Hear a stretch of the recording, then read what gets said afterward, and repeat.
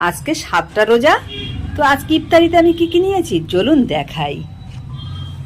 তো এখানে দেখুন নিয়েছি আমি আলু মাখা, এখানে নিয়েছি আনারস, এখানে শসা, কলা, পাকা পেঁপে, তরমুজ, খেজুর, ঘুগনি, ছোলার ঘুগনি আর রুটি। আজকে আমার রুটি খেতে ইচ্ছা করছিল, তা রুটিটা আমি এই যে আলু মাখাটা দিয়েই খাবো।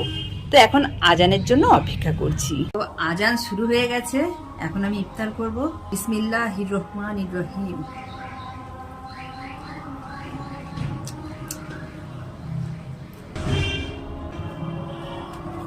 কতদিন রুটি খাওয়া হয় না বলে একদিন ইচ্ছে হয়েছিল, রুটি খেয়েছিলাম এর মাঝখানে, আর আজকে একটু আলু মাখা দিয়ে রুটি খেতে ইচ্ছে করলো, ওই জন্য একটু আলু মাখা দিয়ে রুটিটা খাবো।